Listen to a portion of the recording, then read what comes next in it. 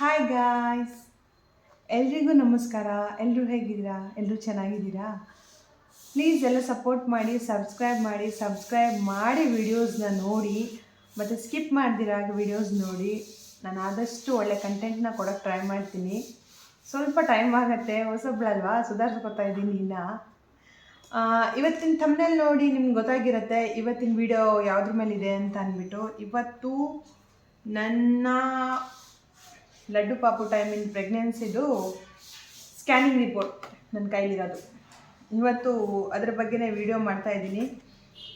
ಇದೇನು 100% ಏನು ನಿಜ ಅಂತ ಅಲ್ಲ, ಏನೋ ಒಂದು 70-80% ಇರ್ಬೋದು. ಕೆಲವೊಬ್ಬರು ಎವ್ರಿ ಪ್ರೆಗ್ನೆನ್ಸೀಸ್ ಚೇಂಜ್.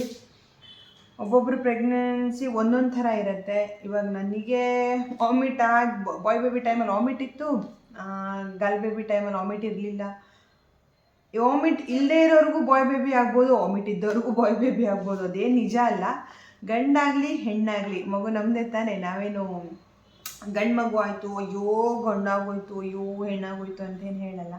9 ಮಂತ್ಸ್ ನಾವು ಹೊಟ್ಟೆಲಿ ಇಟ್ಕೊಂಡಿರ್ತೀವಿ. ಅದು ಪ್ರತಿದಿನವೂ ನಮಗೆ ಅಯ್ಯೋ ಯಾವ್ದು ಮಗು ಇರ್ಬೋದು, ಯಾವ ಮಗು ಇರ್ಬೋದು, ಜಾಸ್ತಿ ಒದಿತಾ ಇದೆ, ಗಂಡು ಮಗು ಇರ್ಬೋದಾ, ರೈಟ್ ಸೈಡ್ ಒದಿತಾ ಇದೆ, ಹೆಣ್ಮಗು ಇರ್ಬೋದಾ ಅಂತೆಲ್ಲ ನಾವು ಅಂದ್ಕೊತಾ ಇರ್ತೀವಿ. ನಿಮಿಷನೂ ಅಂದ್ಕೊತಾ ಇರ್ತೀವಿ. ಯಾಕಂತಂದರೆ ನಮ್ಮ ಹೊಟ್ಟೆ ಒಳಗಡೆ ಒಂದು ಬೇಬಿ ಬೆಳೀತಾ ಇರುತ್ತೆ, ಒಂದು ಚಿಕ್ಕ ಪುಟಾಣಿ ಹ್ಯೂಮನ್ ಬೆಳೀತಾ ಇರುತ್ತೆ. ಅದು ನಮ್ಗೆ ಅನಿಸುತ್ತಲ್ವ, ಒಂದೊಂದು ಟೈಮಲ್ಲೂ ಒಂದೊಂದು ಥರ ವಾಮಿಟ್ ಆಗ್ತಾಯಿದೆ, ಬಾಯ್ ಬೇಬಿ ಆ ಥರ ಅನಿಸುತ್ತೆ. ಆ ಕ್ಯೂರಿಯಾಸಿಟಿ ನಮಗೊಂದೇ ಇರುತ್ತೆ, ಅಪ್ಪಂದಿರಿಗೆ ಅಷ್ಟು ಇರಲ್ಲ ಅಂತ ಅನ್ಕೋತೀನಿ. ಅದಕ್ಕೆ ನಂದು ಏನು ಗೊತ್ತಿದೆ, ಇನ್ನು ನನ್ನ ಇದರಲ್ಲಿ ಏನಾಯಿತು ಅನ್ನೋದು ನಾನು ಈ ವಿಡಿಯೋ ಮೂಲಕ ತಿಳಿಸ್ತೀನಿ. ಪ್ಲೀಸ್ ಎಲ್ಲರೂ ಸಬ್ಸ್ಕ್ರೈಬ್ ಮಾಡಿ, ವಿಡಿಯೋಸ್ನ ನೋಡಿ, ಪ್ಲೀಸ್ ಸಪೋರ್ಟ್ ಮಾಡಿ, ಓಕೆನಾ? ಇವಾಗ ಸ್ಟಾರ್ಟ್ ಮಾಡ್ತೀನಿ. ನಾನು ಮದರ್ಹುಡ್ಡಲ್ಲಿ ತೋರಿಸಿದ್ದು ನಿಮ್ಗಾಗಲೇ ಹೇಳಿದ್ದೆ. ನಾನು ಪಾಪು ವ್ಯಾಕ್ಸಿನೇಷನ್ ವೀಡಿಯೋದಲ್ಲಿ ಮದರ್ಹುಡ್ಡಲ್ಲಿ ಡಾಕ್ಟರ್ ಆರ್ತಿ ಭರತ್ ಅವ್ರ ಹತ್ರ ತೋರಿಸಿದ್ದು. ತುಂಬಾ ಒಳ್ಳೆ ಡಾಕ್ಟ್ರು ಪಾಪ. ನನಗೆ 1 ಮಂತ್ ಬೇಗನೆ ಡೆಲಿವರಿ ಆಗಿತ್ತು. ಡಾಕ್ಟ್ರು ಕೊಟ್ಟಿರೋ ಡೇಟ್ ಬಂದು ಮೇ 5 ಇತ್ತು. ಅದು ನನ್ನ ಡೆಲಿವರಿ ಬಂದು ಏಪ್ರಿಲ್ 9ಕ್ಕೆ ಆಗಿದ್ದು. ಪಾಪುದು ವೆಯ್ಟ್ ಜಾಸ್ತಿ ಇರೋದ್ರಿಂದ ನನಗೆ ಸ್ವಲ್ಪ ಜಾಸ್ತಿ ಕಾಲು ನೋವು, ಬೆನ್ನು ನೋವು, ನನ್ನ ಹತ್ರ ನಡೆದಾಡೋಕ್ಕಾಗ್ತಾ ಇರಲಿಲ್ಲ. ಹಾಗಾಗಿ ಬೇಗ ಡೆಲಿವರಿ ಆಗಿದ್ದು ನಂದು. ಸಿಸರಿನ್ ಮಾಡಿದ್ದು. ಪಾಪು ವೆಯ್ಟ್ ಲಾಸ್ಟಲ್ಲಿ 4 kg ಇತ್ತು. ಶುಗರು ಜಾಸ್ತಿ ಇತ್ತು ನನಗೆ. ಹಾಗಾಗಿ ಡೆಲಿವರಿ ಸಿಸರಿನ್ ಮಾಡಿಬಿಟ್ರು ನನಗೆ. ಬಾಯ್ ಬೇಬಿ ಆಗಿರೋದು. ಹಾಗೆ ಇದರಲ್ಲಿ ಲಾಸ್ಟಲ್ಲಿ ನಮ್ಮ ಪಾಪುದು ಮದರ್ಹುಡ್ಡಲ್ಲಿ ಫೋಟೋಶೂಟ್ ಮಾಡಿರೋದು ಫೋಟೋಸ್ನ ಆ್ಯಡ್ ಮಾಡ್ತೀನಿ. ಪ್ಲೀಸ್ ನೋಡಿ, ಲಾಸ್ಟ್ ತನಕ ನೋಡಿ, ಸ್ಕಿಪ್ ಮಾಡಿದೆ ನೋಡಿ, ಸಬ್ಸ್ಕ್ರೈಬ್ ಮಾಡಿ ನೋಡಿ. ವಿಡಿಯೋ ಇಷ್ಟ ಆದರೆ ವಿಡಿಯೋಗೊಂದು ಲೈಕ್ ಕೊಡಿ ಮತ್ತು ನಿಮ್ಮ ಫ್ರೆಂಡ್ಸ್ಗೂ ಫ್ಯಾಮಿಲಿಗೂ ಶೇರ್ ಮಾಡಿ. Thank you. ಇದು ನೋಡಿ, ಇದು ನನ್ನ ರಿಪೋರ್ಟ್ಸು. ಇದೆಲ್ಲ ನಮ್ಮ ಲಡ್ಡು ಪಾಪು ನಂದು ಪ್ರೆಗ್ನೆನ್ಸಿ ಟೈಮಲ್ಲಿರೋದು ರಿಪೋರ್ಟ್ಸ್ ಇವೆಲ್ಲ. ಫಸ್ಟ್ ಸ್ಟ್ಯಾಂಡರ್ಡಿಂದನೂ ನಾನು ಮಾರ್ಕ್ಸ್ ಕಾರ್ಡ್ ಕಲೆಕ್ಷನ್ ಮಾಡಿದ್ರು ಇಷ್ಟು ಆಗ್ತಾಯಿತ್ತೋ ಏನೋ, ಅದು ನಿಜವಾಗ್ಲೂ ಆಗ್ತಾ ಇರಲಿಲ್ಲ. ಅಷ್ಟು ಆಗಿದೆ ನೋಡಿ. ನಾನು ನಿಮ್ಮ ಜೊತೆ ಇವತ್ತು ಒಂದು ವಿಷಯ ಶೇರ್ ಮಾಡ್ಕೋಬೇಕು ಅಂತ ಇದ್ದೀನಿ. ಅದೇನಪ್ಪ ಅಂತಂದರೆ, ನನಗೆ 2023 ಜೂನಲ್ಲಿ ಒಂದು ಅಬೋರ್ಷನ್ ಆಗುತ್ತೆ. ತುಂಬ ಅಂದರೆ ತುಂಬಾ ಅದು ಕಷ್ಟಕರವಾದ ಅದು ಆ ಸಿಚುವೇಶನ್ ಹೆಂಗೆ ಫೇಸ್ ಮಾಡಿದ್ದೀವಿ ಅಂತಂದರೆ ನಮ್ಗೆ ಮಾತ್ರ ಗೊತ್ತು. ನಾನು ಇದು ಹೇಳೋಕ್ಕೆ ಮೇನ್ ರೀಸನ್ ಏನು ಅಂತಂದರೆ, ಪ್ಲೀಸ್ ಈ ಥರ ಯಾರಾದರೂ ಫೇಸ್ ಮಾಡ್ತಾಯಿದ್ರೆ ದಯವಿಟ್ಟು ಹೆದರ್ಕೋಬೇಡಿ. ನಂದು ರಿಪೋರ್ಟ್ಸ್ ಎಲ್ಲ ನಾರ್ಮಲ್ ಆಗಿತ್ತು. ಒಂದು ದಿವಸ ಸುಮ್ಮನೆ ಈಗ ಬ್ಲೀಡಿಂಗ್ ಕಾಣಿಸ್ಕೋತು. ಅದು ಸ್ವಲ್ಪನೇ ಇತ್ತು, ಆದರೂ ನಾವು ಆಗಂದಾಗ ಹಾಸ್ಪಿಟ್ಲಿಗೆ ಹೋದ್ವಿ. ಡಾಕ್ಟ್ರು ಹಾರ್ಟ್ ಬೀಟು ಇಲ್ಲ, ಇದರಲ್ಲಿ ಬೇಬಿ ಇಲ್ಲ ಅಂತ ಅಂದರು. ಆಮೇಲೆ DNC ಅಂತ ಏನೋ ಪ್ರೊಸೀಜರ್ ಮಾಡಿಬಿಟ್ಟು ತೆಗೆದಿದ್ದಾರೆ ಅದನ್ನು. ಬಟ್ ಅದಾದಮೇಲೆ ಒಳ್ಳೆಯದೇ ಆಗಿದೆ. ಅದಕ್ಕೆ ಈ ಥರ ಏನಾದರೂ ಇದ್ದರೆ ದಯವಿಟ್ಟು ಯಾರೂ ಹೆದರ್ಕೋಬೇಡಿ, ಆಯಿತಾ? ಎಲ್ಲ ಒಳ್ಳೆಯದೇ ಆಗುತ್ತೆ. ನಾನು ತುಂಬಾ ಹೆದ್ರುಕೊಂಡ್ಬಿಟ್ಟಿದ್ವಿ. ನಮ್ಮ ಮನೇಲೂ ಅಷ್ಟೇ ಫುಲ್ ಎಲ್ಲರೂ ಹೆದ್ರುಕೊಂಡ್ಬಿಟ್ಟಿದ್ರು. ಬೇಜಾರಾಗಿಬಿಟ್ಟಿತ್ತು ಎಲ್ಲರಿಗೂ. ನೋಡಿ, ನಂದು ವೇಟು, ಹೈಟು, BP ಎಲ್ಲನೂ ನಾರ್ಮಲ್ ಆಗಿತ್ತು. ಬಟ್ ಆದರೂ ಹೀಗಾಯಿತು. But it's okay. ಅದಾದಮೇಲೆ ದೇವ್ರು ನನಗೆ ಒಳ್ಳೆಯದನ್ನೇ ಕೊಟ್ಟಿದ್ದಾನೆ, ಒಳ್ಳೆಯದೇ ಮಾಡ್ತಾಯಿದ್ದಾನೆ. ಅದಕ್ಕೆ ಯಾರೂ ಹೆದರ್ಕೋಬೇಡಿ, ಧೈರ್ಯದಿಂದ ಫೇಸ್ ಮಾಡಿ ಇದನ್ನು ಅಷ್ಟೆ. ಸ್ಕ್ಯಾನಿಂಗ್ ರಿಪೋರ್ಟ್ನ ಈ ಕೆಲವು ಅಂಶಗಳಿಂದ ನಾವು ಬೇಬಿ ಜೆಂಡರ್ನ 70 to 80% ಅಷ್ಟು ಪ್ರೆಡಿಕ್ಟ್ ಮಾಡಬಹುದು. ಅವು ಅಂಶಗಳನ್ನು ನಾವು ಇವತ್ತು ಈ ರಿಪೋರ್ಟ್ ಅಂದರೆ ನನ್ನ ಬಾಯ್ ಬೇಬಿ ರಿಪೋರ್ಟ್ ಮೂಲಕ ತಿಳಿಸ್ಕೊಡ್ತೀನಿ. ಕೆಲವು ಮೆಷರ್ಮೆಂಟ್ ಮತ್ತು ಸಿಂಪ್ಟಮ್ಸ್ ಮೂಲಕ ಯಾವ ಒಂದು ಮಗು ಅಂತ ಗೆಸ್ ಮಾಡ್ಬೋದು. ಮೊದಲನೇದಾಗಿ ಏನು ಅಂತಂದರೆ ಪ್ಲೆಸೆಂಟಾ ಪೊಸಿಷನ್ ಅನ್ನೋದು ಆ್ಯಂಟೀರಿಯರ್ ಮತ್ತು ಪೋಸ್ಟೀರಿಯರ್ ಅಂತ 2 ರೀತಿ ಇರುತ್ತೆ. ಫಸ್ಟ್ ಟ್ರೈಮಿಸ್ಟರ್ ಆ್ಯಂಡ್ ಸೆಕೆಂಡ್ ಟ್ರೈಮಿಸ್ಟರಲ್ಲಿ ಇದು ಪ್ಲೆಸೆಂಟಾ ಪೊಸಿಷನ್ ಸ್ಟೇಬಲ್ ಆಗಿರೋದಿಲ್ಲ ಯಾರ್ದು. ನಾವು ಲಾಸ್ಟ್ ಟ್ರೈಮಿಸ್ಟರ್ ಅಂದರೆ 7th 8th 9th ಮಂತಲ್ಲಿ ಪ್ಲೆಸೆಂಟಾ ಬಂದು ಪೋಸ್ಟೀರಿಯರಲ್ಲಿ ಇದ್ದರೆ ಖಂಡಿತ ಇದು 75% ಅಷ್ಟು ಗಂಡು ಮಗು ಅಂತ ಅಂದ್ಕೋಬೋದು. ಪೋಸ್ಟೀರಿಯರ್ ಇದ್ದು ರೈಟ್ ಸೈಡ್ ಅಂತ ಇದ್ದರೆ 80% ಅಷ್ಟು ಇದು ಬಾಯ್ ಬೇಬಿ ಅಂದ್ಕೋಬೋದು.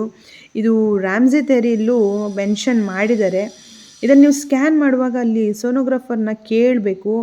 ಕೆಲವೊಬ್ಬರು ಹೇಳ್ತಾರೆ, ಕೆಲವೊಬ್ಬರು ಹೇಳಲ್ಲ. ನನಗೆ ಹೇಳಿದರು ನೋಡಿ, ನಾನು ಇಲ್ಲೆಲ್ಲ ತೋರಿಸಿದ್ದೀನಿ, ನಂದು ಪ್ಲೆಸೆಂಟಾ ಬಂದುಬಿಟ್ಟು ಪೋಸ್ಟೀರಿಯರಲ್ಲಿದೆ. ಕೆಲವೊಬ್ಬರಿಗೆ ಆ್ಯಂಟೀರಿಯರ್ ಇದ್ದೂ ಬಾಯ್ ಬೇಬಿ ಆಗುತ್ತೆ. ಇದೇನು 100% ಶ್ಯೂರ್ ಅಲ್ಲ. ನಾನು ಏನು ಡಾಕ್ಟ್ರ್ ಅಲ್ಲ.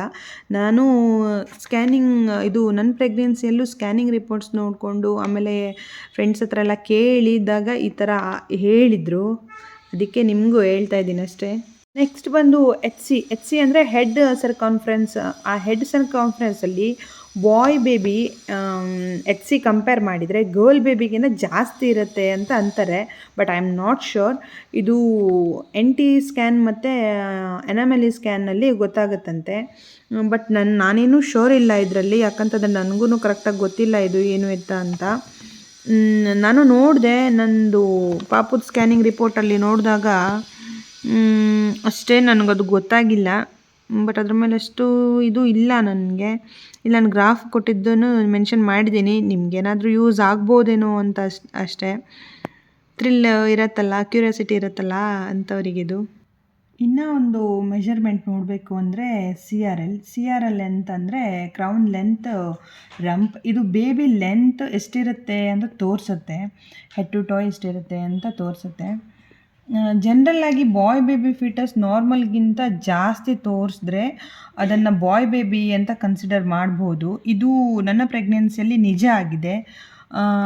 12 to 13 ವೀಕ್ಸಲ್ಲಿ CRL ಅನ್ನೋದು ಎಬವ್ 55 mm ಇದ್ದರೆ ಅದನ್ನು ಬಾಯ್ ಬೇಬಿ ಅಂತ ಪ್ರೆಡಿಕ್ಟ್ ಮಾಡ್ಬೋದು. ನಂದು ಕೂಡ 70.4 mm ಇತ್ತು. ಮಗು ಗಂಡಾದರೂ ಹೆಣ್ಣಾದರೂ ಒಂದೇ ದೃಷ್ಟಿಕೋನದಲ್ಲಿ ನೋಡ್ತೀವಿ ಅಲ್ವಾ. ನಮಗೆ ಪ್ರೆಗ್ನೆನ್ಸಿ ಟೈಮಲ್ಲಿ ಕ್ಯೂರಿಯಾಸಿಟಿ ಇದ್ದೇ ಇರುತ್ತೆ ಯಾರಿಗಾದ್ರೂ ಅಷ್ಟೇ. ನೆಕ್ಸ್ಟ್ ಬಂದು most of the predictive symptoms of pregnancy, ಅದು FHR, foetal heart rate. Foetal heart rate ಬಂದು ಸ್ಟಾರ್ಟಿಂಗ್ ಟ್ರೈಮಿಸ್ಟರಲ್ಲಿ ಜಾಸ್ತಿ ಇದ್ದು ಕ್ರಮೇಣ ಅದು ಕಡಿಮೆ ಆಗ್ತಾ ಬಂದರೆ ಬಿಲೋ 145 ಇದ್ದರೆ ಅದು ಗಂಡು ಮಗು ಅಂತ ಹೇಳ್ತಾರೆ. ಇದಂತೂ 100ಕ್ಕೆ 100 ಸುಳ್ಳು, ಆಯಿತಾ. ಯಾಕೆ ಅಂತಂದರೆ ನನ್ನ ಪ್ರೆಗ್ನೆನ್ಸಿಲಿ ಫಸ್ಟ್ ಟ್ರೈಮಿಸ್ಟರಿಂದನೂ ಲಾಸ್ಟ್ ಟ್ರೈಮಿಸ್ಟರ್ ತನಕನೂ 155, 150, 160 ಆ ಥರನೇ ಬಂದಿತ್ತು. ಫಸ್ಟ್ ಸ್ಕ್ಯಾನ್ ಮಾಡಿದಾಗ ಅರ್ಲಿ ಪ್ರೆಗ್ನೆನ್ಸಿ ಸ್ಕ್ಯಾನಲ್ಲಿ ಮಾತ್ರ ಕಡಿಮೆ ಇತ್ತು. ಆಮೇಲೆಲ್ಲ ಅಷ್ಟೇ ಬಂತು. ಅದೇನು ಗೊತ್ತಾ, ನಾವು ಇವಾಗ ಮೆಟ್ಲು ಹತ್ಕೊಂಡು ಬಂದರೆ ಇಲ್ಲ ನಡ್ಕೊಂಡು ಬಂದರೆ ಇಲ್ಲ ಏನಾದರೂ ಟೆನ್ಷನಲ್ಲಿದ್ದರೆ ಆ ಥರ ಹಾರ್ಟ್ ರೇಟು ಜಾಸ್ತಿನೇ ತೋರಿಸುತ್ತೆ. ಅದಕ್ಕೂ ಬೇಬಿ ಜೆಂಡರ್ಗೂ ಏನೂ ಸಂಬಂಧನೇ ಇಲ್ಲ. ನೋಡಿ, ನಾನು ಇದರಲ್ಲೆಲ್ಲದು ತೋರಿಸಿದ್ದೀನಿ. ಎಷ್ಟು ನೋಡಿ, ಇದರಲ್ಲೂ ಕೂಡ ಅಷ್ಟೇ FHR 166 ಅಂತ ಇದೆ. ನಾನು ಲಾಸ್ಟ್ ಸಿಸರಿನ್ ಮಾಡೋಕ್ಕೂ ಮೊದಲು ಅವರು ಬೇಬಿ ಹಾರ್ಟ್ ರೇಟ್ ಚೆಕ್ ಮಾಡಿದವಾಗಲೂ ಅಷ್ಟೇ, ಆವಾಗಲೂ 155 154 ಏನೋ ಇತ್ತು. ಅದರಿಂದ ಹೆಣ್ಪಾಪು ಗಂಡು ಪಾಪು ಅಂತ ಹೇಳೋದು ಸುಮ್ಮನೆ. ಅಂದರೆ ಇವಾಗ ನನಗೆ ಮೊದಲು ಮೆನ್ಷನ್ ಮಾಡಿರೋದ್ರಲ್ಲೆಲ್ಲ ಒಂದು ಸ್ವಲ್ಪ ಆದರೂ ಒಂದು 70% ಆದರೂ ನಂಗೆ ನಂಬಿಕೆ ಇದೆ. ಯಾಕಂತಂದರೆ ನನ್ನಿದ್ರಲ್ಲಿ ನಿಜ ಆಗಿದೆ ಅದು. ಬಟ್ ಇದರಿಂದ ಹಿಂಗಾಗತ್ತೆ ಹಾರ್ಟ್ ರೇಟಿಂದ ಅಂತಂದರೆ ಸುಮ್ಮನೆ ಅದು. ಅದಕ್ಕೆ ನನಗೇನು ಅನಿಸುತ್ತೋ ಅದನ್ನು ನಾನು ಹೇಳಿದ್ದೀನಿ ನಿಮಗೆ. ಅದನ್ನೇ ನಂಬಿ ಅಂತ ನಾನು ಹೇಳ್ತಾ ಇಲ್ಲ, ಸ್ವಲ್ಪ ವಿಷಯಗಳನ್ನು ಶೇರ್ ಮಾಡಿದ್ದೀನಿ ಅಷ್ಟೇ. ಇನ್ನು ಬೇಬಿ ಬಮ್ ಎಷ್ಟೊಂದು ಜನ ನನ್ನ ಹೊಟ್ಟೆ ನೋಡಿಬಿಟ್ಟು ಅಯ್ಯೋ ದೊಡ್ಡದಾಗಿ ಬಂದಿದೆ ಹೊಟ್ಟೆ ಹೆಣ್ಣು ಪಾಪುನೇ ಅಂತ ಅಂದ್ಕೊಂಡ್ಬಿಟ್ಟಿದ್ರು. ಹೊಟ್ಟೆ ನನ್ನ ದೊಡ್ಡದಾಗಿ ಏನಕ್ಕಿತ್ತು ಅಂತಂದರೆ ನನಗೆ ಎಬಾರ್ಷನ್ ಆದಮೇಲೆ ವೇಟ್ ಗೇನ್ ಆದೆ ನಾನು. ಹಾಗಿರೋದ್ರಿಂದ ನನಗೊಂದು ಸ್ವಲ್ಪ ಹೊಟ್ಟೆ ದೊಡ್ಡದಾಗೇ ಬಂದಿತ್ತು. ಮೊದಲಿಂದು ಒಂದು ಸ್ವಲ್ಪ ಇತ್ತು ಹೊಟ್ಟೆ, ಅದು ಬೊಜ್ಜು ಅಂತ ಅಂತಾರಲ್ಲ ಆ ಹೊಟ್ಟೆನೇ ಸ್ವಲ್ಪ ಇತ್ತು. ಅದರಿಂದ ಅದು ಸ್ವಲ್ಪ ಹೊಟ್ಟೆ ದೊಡ್ಡದಾಗೆ ಕಾಣಿಸ್ತಾ ಇತ್ತು. ಮತ್ತು ಇನ್ನು ಏನು ಅಂತ ಅಂದರೆ ನನ್ನ ಬೇಬಿ 4 kg ಇತ್ತು. ಅವನು ವೇಟ್ ಜಾಸ್ತಿ ಇತ್ತು, ಹಾಗಾಗಿ ಆಗ ಅನ್ನಿಸ್ತದು ಅನಿಸಿರ್ಬೇಕು ಜನರಿಗೆ. ಆಮೇಲೆ ಇಲ್ಲಿ ಒಂದಿಷ್ಟು ನಂದು ಪ್ರೆಗ್ನೆನ್ಸಿ ಫೋಟೋ ಶೂಟ್ ಮಾಡಿದ್ದು ಒಂದೆರಡು ಫೋಟೋ, ಆಮೇಲೆ ನಾರ್ಮಲ್ ಆಗಿರುವಾಗಲೂ ಒಂದು ಫೋಟೋ, ಆಮೇಲೆ ಸೀಮಂತದ ಒಂದೆರಡು ಫೋಟೋ ಹಾಕಿದ್ದೀನಿ. ನೀವೇ ನೋಡಿ ಹೊಟ್ಟೆ ಎಷ್ಟು ದೊಡ್ಡದಾಗಿ ಬಂದಿತ್ತು ಅಂತ. ಕೆಲವೊಬ್ರು ಅದನ್ನು ಪ್ರೆಡಿಕ್ಟ್ ಮಾಡ್ತಾರೆ, ದೊಡ್ಡ ಹೊಟ್ಟೆ ಬಂದರೆ ಗರ್ಲ್ ಬೇಬಿ, ಚಿಕ್ಕ ಹೊಟ್ಟೆ ಬಂದರೆ ಬಾಯ್ ಬೇಬಿ ಅಂತ. ನನ್ನ ಹೊಟ್ಟೆ ನೋಡಿ ಇದು ಗರ್ಲ್ ಬೇಬಿನೂ ಬಾಯ್ ಬೇಬಿನೂ ಅಂತ ನಿಮ್ಗೇನು ಅನಿಸುತ್ತೆ ಅಂತ ಅಂದ್ಬಿಟ್ಟು, ಯಾಕಂತಂದರೆ ಆಗಿರೋದು ಬಾಯ್ ಬೇಬಿ ಅಲ್ವಾ, ಅದಕ್ಕೆ. ಬೆಲ್ಲಿ ಶೇಪ್ ನೋಡಿಬಿಟ್ಟೆಲ್ಲ ಜೆಂಡರ್ ಪ್ರೆಡಿಕ್ಟ್ ಮಾಡೋಕ್ಕಾಗಲ್ಲ.